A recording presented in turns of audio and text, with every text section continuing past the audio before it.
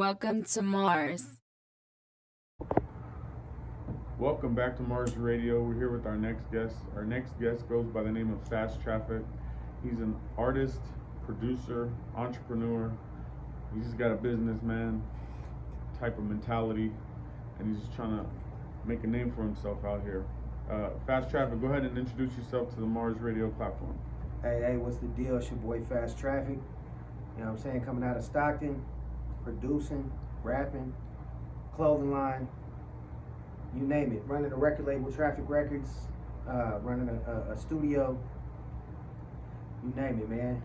All right, so Traffic, thank you for coming down and talk to us. Appreciate you setting some time aside to sit down with us. Let's get into the beginning. So your name is Fast Traffic, Yeah. right? And you said you're from Stockton, California, right? Yep, so originally Watsonville, California. I grew up there and moved out here when I was like 18, 19. Okay. So you were in Watsonville for most of your life and then moved to Stockton a few years ago? Shit, it was like, yeah, I mean, I was kind of honestly back and forth early on. Uh-huh. I was taking trips back and forth. Okay. Getting to know, like, kind of setting my, making relationships and shit. But yeah, So Stockton is home. Stockton is home. Okay, cool. Stockton is home. So what are your early memories of Watsonville? Do you have any? What do you think of when you think of Watsonville? Good ass food. It's a lot. I think of the good and the bad. I think of, you know what I'm saying, that's where I really grew up as a kid. So it's like, it's a dope city. It's like an agricultural kind of, you know what I mean? Neighbors are knocking on your door, bringing you strawberries, just gifting them, knocking on your door, bringing you bread, shit like that. Even though it was ghetto, like you would hear drive-bys and different shit. But to me as a kid, that shit was cool, even though it was scary. So I don't know, it was a big mix of everything. We had good ass food, a lot of dope Mexican culture there. That's where I got my taste for women. That's where I got my taste for food. Shit. And it's a beautiful thing because you're only like 10-minute drive from the fucking beach. So we was growing up poor, but we didn't really feel poor because you could damn near just go to the beach for free. And you know what I mean? You were rich in the mind.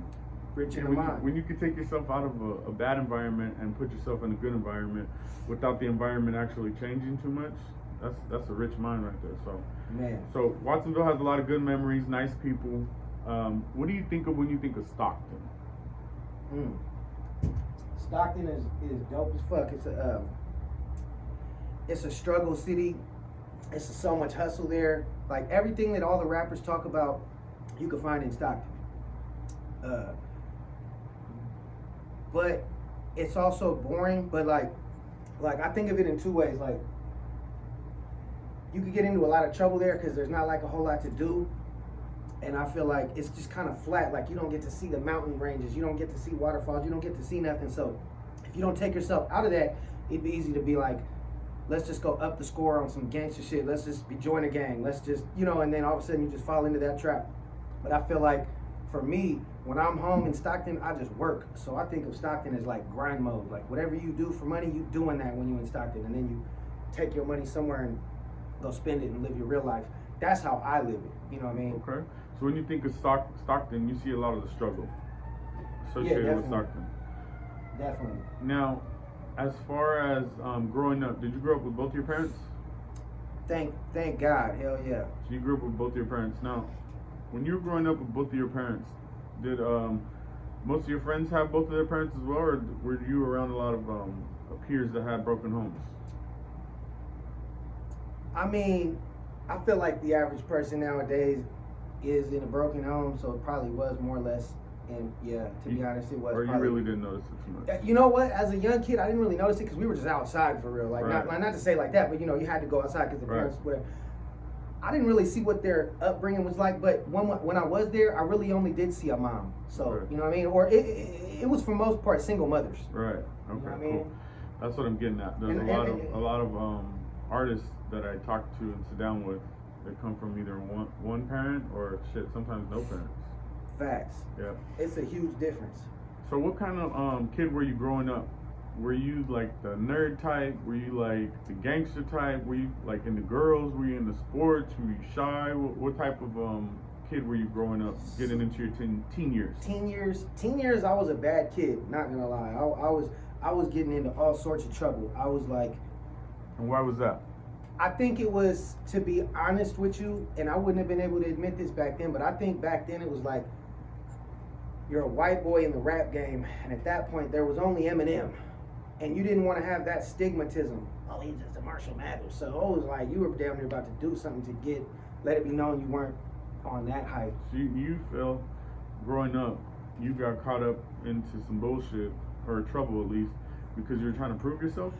Partially that, because I was pushing music. I was also on some class clown shit. I wanted to entertain people some type of way. Right. I wasn't dealing. I always kind of knew there was going to be a calculator on your phone.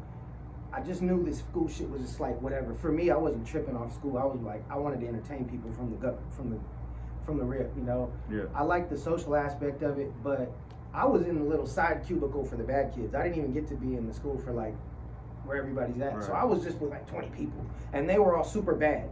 So I had to be like, you know what I'm saying? Yeah, like they were all gang members and worse shit than me, and I was just like getting caught for this or that, you know, having some drugs on you or a fucking knife or something minor. You know what I mean? So what kind of shit did you see growing up in Stockton? In Stockton, I've kind of seen it all. Like first 48 and just everything, just all types of crime, all types of drugs. There's a lot of drug users there, so it's just all the shit that comes with that. The family dynamics, the toxic shit. So all the negativity people say, you see it in Stockton. Fuck yeah! And Like how do you avoid it? But I also want to say I don't just want to put a super negative spin on it. Coming from where I came from, I like became more of a man moving to Stockton, but I also met hella real people. Like there's hella real people, not just in the sense of like gangster real. They're just like genuine, real people amongst the rest of the bullshit, you know. Right. But my bad. What'd you say though? I was asking, how do you navigate around all that bullshit and negativity? Because you know it's easy to get stuck in that life. I'll tell you the way I do it, and I was trying to actually get to that earlier and I got distracted, but being so involved in my shit, like there's no time to do anything else. Like I'm full-time Traffic Records. I'm either recording other artists to get my chicken, or I'm having free time to work on Fast Traffic, to be like, okay, Right. we got a video to plan, or my I was brand. speaking more to Growing up? Growing up, yeah. Growing up, Because you know, honestly, the same fucking way. Like I was selling merch as it's 13 years old. I didn't have Traffic Records, but I had, you know, I don't want to say my old name, but it was an old record label that I was gonna make a big empire. You feel me? So yeah. that was my goal from a kid, because I knew it was like, all right, you either hanging out with all these fucking gang members, or what are you gonna do? So I had to be like, really, I just did that shit. I just was on music and hustling too. Like I ain't gonna lie, I did my share, but you kind of gotta. I always realized like I can kind of get that white privilege and not look the part, and kind of get away with more on like certain business type shit. You know what I mean? Yeah, absolutely. I'm not getting No, yeah, for sure, we get it. Now, what was it initially that got you interested in music? shit. Probably my. You don't remember your first memory of falling in love with music? Not my first. I just always had it and always loved it. Like my mom, I was around my mom a lot, and they were slapping oldies. They were big on music. My mom knew the word to every fucking song. We went anywhere. So music was important in your household? Music was important. Both of my parents, all my like older family, like there was music in the family. Like they were either they were opera singers, or a bass player, or a drummer, or a trumpet player. Yeah, you come from a line of a musical family. Yeah. Even my mom played guitar, and she wanted to be like a guitarist, singer, and shit. But then she had me and my brother, and just kind of had to let it go, type shit. So, when you were in school, growing up, music's all around you. Your parents jamming out. You know what I mean? I'm sure it starts out with knowing the words to the songs and this and that. What was it that made you say, I want to write something and rap something and put something down? Did it start with like ciphers in school, or people just bullshitting, busting raps, or what was it? I remember Twista, hearing Twista, the Adrenaline Rush album. Mm-hmm. I can't remember if that was what initially super fucked me up, but I remember that put a battery in my back. When Twista's Adrenaline Rush album dropped, it just gave me this vibe. And I remember back then I was riding the bus back and forth to middle school or school or whatever the fuck, and listening to that shit. And then I don't know, honestly, it was just certain music, and I could just picture myself doing it. I could feel it in me. I actually started as a drummer. I was drumming and I always had that rhythm in me. Mm-hmm. And then I realized that I can't depend on a bass player, a singer, a guitarist, whoever the fuck. And y'all, I wanted to be great. So I'm like, I could damn near make the beat. I could rap. I could just do it myself and control that. You know what I mean? Right. It started to formulate in my head. But I remember being in my room to old like damn near heavy metal records or different rock records, because my brother was always heavy on that. He was a little older than me. And that shit just had me feeling like I could just picture myself. You know, I used to like, what you call it? You know, where you're like pretending to perform to a crowd in the room in the mirror. Yeah, like I'm singing their shit, like ghost rapping it or whatever. I can't think of the word right now. I'm high, but you know, I'm fake performing to their songs in the room, and I just remember it gave me a feeling like, yes, that's for you. That is for you one day. And then battle rap, like you said, that really was kind of what made me realize, like, okay, you can chew people up that are bigger than you. So you're a fan of battle rap? Fuck yeah. Hell yeah. 8 Mile, that movie was sick as fuck. Back then as a kid, that was like the craziest shit. Right. You know what I mean? It was like felt way crazier than it does now. But I remember I went, before that movie was even over, when the credits were rolling in the end, I was like in my room writing raps after that. It sounds corny because it's like, but you know, whatever. Spaghetti. That shit was so funny. All right, so you wanted to be an artist, and when I talk to a lot of producers, half of them have this answer. They started producing because they needed beats. Yep. Was that the case with you? It's been so long now, but I think it really was. Initially, It was like, how else are you going to get a beat? Because that was before the YouTube INJ type beat and the bazillion options, you feel me? Right. So yeah, back then, for sure. And then, right away, I got so good at it because I was just up all night. And my parents will attest to this. I was up all night, all day, never left the screen. You know what I'm saying? Start finding pirated software and different ways to get these programs to where I'm producing like Dr. fucking Dre. I bought the instrumental tape to Chronic 2001. I'm studying Timberland instrumentals, Neptune instrumentals. I was a motherfucking fiend. I'm talking about a scientist. I'm studying alchemist. I'm studying all the greats. Right. So my bad, yeah, I'm saying. So you start producing. I start producing, and then I start making money off the beats. How long does it take before you start getting good at producing? Man, I got pretty fucking good, pretty fucking fast. What'd you start producing on? I actually dropped, I think it was 3,000 or 4,000 on the Triton 61 key chord. Okay. The Triton. Started fucking with that mixed with Fruity Loops. Right. So you started with the Triton and the Fruity Loops at the same time because I'm syncing the beat up on there, making That's the drums. Some pretty dope equipment to just start out with. What? I was a little kid with that in my room. So you jumped into it head first. Man, I put everything. What are you producing on nowadays? Damn near the same shit, except for I've shortened the keyboard into a little MIDI shit where I can run around with it, and then I still am on the new Fruity Loops. I don't mind. You know That's what's up. What type of music is your favorite to produce? Rap music, hip hop music. Yeah. What type of genre? Yeah. What type? It just depends on the day. Music?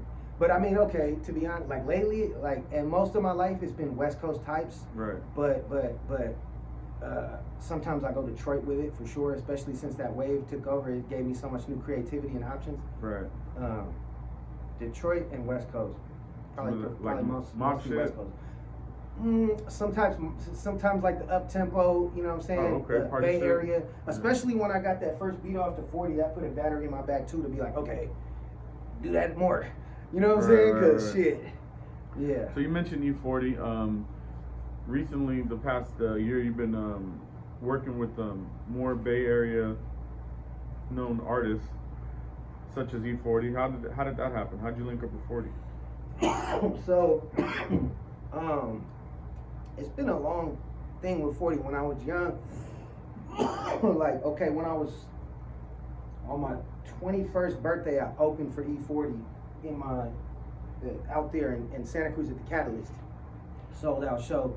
I met him. He gave me his phone number, and then from there why did he give you his phone number? Just because, straight up, he seen my little group there, and we kind of had like a buzz right there in the area. We were like on the little side door, like where the artists chill before the show. And he was like, he told the security he wanted to talk to the Caucasian, tell the Caucasian to come in there and holler at him. But the way he said it was hella funny. So I'm like, 40 when I learned the Caucasian, my clique's all sorry. They're all like mad, like fuck, go in there, go ahead. Anyway, long story short, he just gave me his number. He turned around, gave me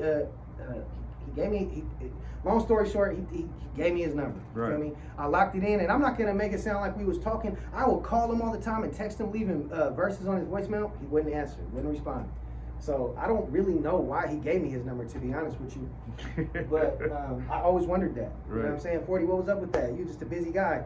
But years later, in Stockton, I opened for him again at this show, 40 Water on the Water or some shit like that. Right. Over here off Highway 4, back in Stockton. And long story short, I just like reiterated it. I'm like hollering at his manager. I'm getting at his people. I'm just kind of like, man, yeah, I opened for you last fucking day.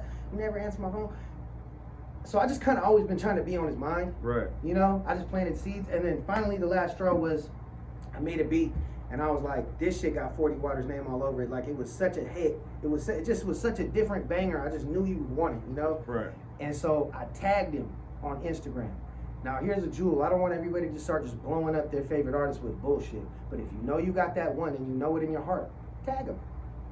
That motherfucker hit me. He called me. He had my number already. So first he liked it on Instagram and he said, take this off your socials. This mine. I'm like, oh, shit. Of course I'm gonna leave it. Then he calls my phone. He's like, hey, take that off. I'm like, oh shit, it's the watermelon. You know what I'm saying? Right. And we've been rocking ever since then. I was like, damn. And then he was like basically send me a gang of shit. You know what I'm gonna do to it? He's like, you know what I do? So. And then you've been locked in ever since. Ever since then, I've been like, okay, at least once a week I gotta make something for the watermelon. You feel me? Right. Send it his way, text him. And I ain't gonna lie, he still don't respond 80-90% of the time. So y'all gotta be persistent. Sometimes people just can't, you feel me? Especially the people that you wanna get their attention, they ain't got time. They're landing, doing this, gotta buy a fit. He's spending thousands of dollars on a fit, he still gotta be thoughtful about it. You know what I'm saying? He's so probably got thousands of people hitting him. You feel me? So that's why my girl be talking shit like, he ain't never gonna buy another beat. I'm like, oh, you're tripping. You know what I'm saying? Right. You're tripping. Because he's got a few, you feel me? So it's like, and each one took me like 10 tries and then it would be a hit. Yeah. But yeah, man, motivation. That's what's up. So working with E-40, do you produce your own shit or when you rap, do you do your music on somebody else's music? I'd rather rap on other people's beats because I would love to rap to my beats, but I'm picky as fuck and the ones that I want to rap on end up getting sold. Right. So I just decided I'm gonna just get on other people's shit because they're not gonna be emotionally attached to that beat the same way I am. You know? So you're one of the only artists that doesn't save the best shit for themselves as far as Facts, the beats. because look, Yeah. I'm not that big headed to think that I'm gonna do the best thing with it. I'm Right. dope, but I don't have the following yet to do the biggest move with it. Oh yeah, you want to get it to an artist that's gonna have a bigger platform anyways. Well, I can tell them 5-10,000 and they're gonna be like, say less. And I'm gonna get 50% on the back end. Right. Run that. Right. That's gonna fund way more albums and videos and you know what I'm saying? So don't be cocky, producers. You could run more plays, especially if you're an artist producer. I could run way more plays as a rapper, selling that beat and being like, okay, cool. Yeah. This. You know what I'm saying? Yeah, Kanye West had to do a lot before he started rapping on this shit. Oh yeah, Kanye's a boy. Yeah, Kanye. You know, imagine if he would have kept H to the Izzo for himself. Come on, man. He might not have never became Kanye. He definitely might not have made as much money as he probably did off that hit. Right. And that's another thing you gotta be like, okay, I know I love the beat, but that means a great artist gonna love it, and his take on it might just be like 10 million views, boom, you know what I'm saying? So it's like, I'd rather be like, here, bro, like I'm linked in with Blue Pesos too now from OTM. Right. I almost said Stink Team. I fuck with Ralphie too though. I fuck with all of them. So, you know, that's the beauty of producing is you can kind of stay out there bullshit and just be like, I got this beat for you. Yeah. You know what I mean? Cool. So, besides working with E-40 and shit, what other stuff are you working on right now, production-wise? Besides 40, I'm kind of just cooking. I'll be sending them to a lot of different big artists. Right, you know? right. So And you were saying before too, there's some of them you can't talk about, right? But you working basically. Hell yeah, like only reason I don't want to say certain names is because if they don't drop, I'm gonna be like, You look like the asshole. You know what I'm saying? Yeah, for sure. I get it. Tell us about your studio that you run in Stockton. Oh, no, I can't even say it. That's too Yeah, big. no, That's too big. There's no. one though that's so tremendously big. Bro, you can't say it because you don't know Jay-Z's gonna end up putting it out. Anyways, It's not Jay, but it's right there with him. Look, I'm gonna keep it real. 40 said he want to put Weezy on this record. Oh. So my heart dropped because he asked me what was my view for it. He like, who do you see getting on it? Like, who's hot, whatever that. I'm like, I'm thinking Babyface Ray because I had saved the beat as Babyface Ray E-40 type. Right. So I'm like, I already got half of that. Let's Yeah. put feel me? He was like, oh, Babyface Ray, he from Detroit, right? Like he like kind of was on him, but not. You feel me? He's so Yeah. busy, he not up on him. I'm like, that's crazy. He was like, I was thinking Weezy or Wayne, whatever he said. I think he said Wayne. I'm like, well, fuck what I'm talking about. Yeah. I love Babyface, but Wayne's the GOAT. You know what I'm saying? Grew Yeah. up on him. Da-da-da. So yeah, if that happens, come on now. Come You know on, what I'm saying? that'd be tight. That'd be tight. Yeah. You heard it here first. Possibly got some shit Facts. going on. And that's with all it. my mama. That's period Right, facts. You know what I'm saying? You're pretty much Young Money. No, just playing. No, he's doing it. Yeah, sick with it. Sick with it, man. Down there. Hey, Man. so tell us about your studio that you run in Stockton. How that's going for you?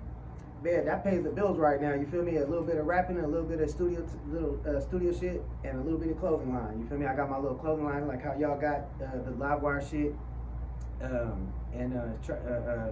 Man, I'm on the north side of Stockton. I record everybody though. You know what I'm Who are saying? some of the artists you've recorded? Shit, EBK J-Bo, Backdoor, bunch of people from Oakland, bunch of people from Sacramento. Prince Dreda was just there. Jay Stalin was actually just there not too long ago. Shit. That's what's up. Some Yeah, cool bunch names. of people, bro. There's so many names in Stockton, like I can't even think of them all. I apologize. That's I what's love up. all y'all. That's what's up. So, did you start engineering so that way you would be able to start recording your own shit? Hell yeah, cause I used to go. I was paying top dollar for a long time. I used to go to the studio in Digital Studios, and then I was going to the Unseen Asylum. Shout out my boy YP, big bro, man. But long story short, I was like learning so much that I started to do a little on my. I'd go home and do my own version, and then go to their studio and do like the super version. Right. And then I started trying to bridge that gap to where like my own version is the super version. Yeah. And then, you know, you start slowly, people be like, man, can I get some? They started asking me for studio time. Right. And I started selling beats too as a kid, real young. And then I built a booth in my bedroom where I lived with my parents. And I used to actually sneak the gangster rappers in the window. And my booth was so soundproof that they'd be in there rapping, barking some hard ass shit. And I'd walk out and check, and my parents would be watching TV, chilling, eating. I'm like, we in there, you know what I mean? It can't get no better than this because he already saying shit hella loud and hella violent, and Right. they ain't hearing nothing. They're out there watching Animal Planet or whatever. So, Animal Planet. or you know what I'm saying, it's a movie. But yeah, so I actually started like that, like really conniving, getting artists in my window and then sneaking them out, and they step on the trash can and out the fence. Right. So really, the people is what the reason for your studio. They Yeah. started asking you. You started getting saucy, and then they needed you to provide that service. Yep, and then like I ain't gonna lie, COVID. Shout out to COVID. That's what turned What? me. Well, hold on. That's what you turned me. just gave a shout out to COVID, Shout bro. out to COVID. All the numbers 1, 2, 3, 10, 20. The next 3 that we got coming. Check this out. I can't co-sign that. COVID is what gave me full-time studio. You know what I'm saying? Like it gave all these artists all this money where they had time to just go get studio time. It made me quit my job because I used to be a traveling salesperson for like a couple years. You feel me? And that shit was hindering my ability to just focus on music. You know what I'm saying? Because Right. you're just going doing this other shit. So COVID, they came and shut us down. Like y'all gotta leave. I didn't even know what it meant. Why? They're like y'all gotta leave. All this traveling shit is done. Da da da. Like, what the fuck?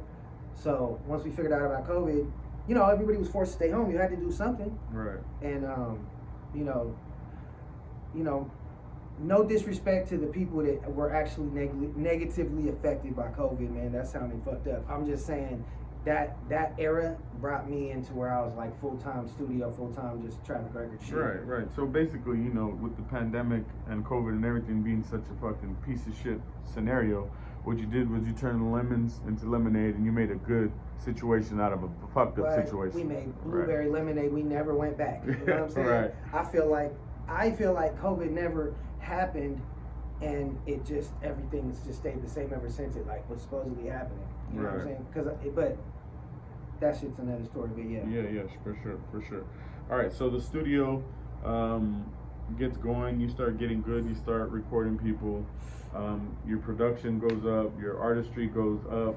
What's next for you as far as breaking other artists and doing things with your label?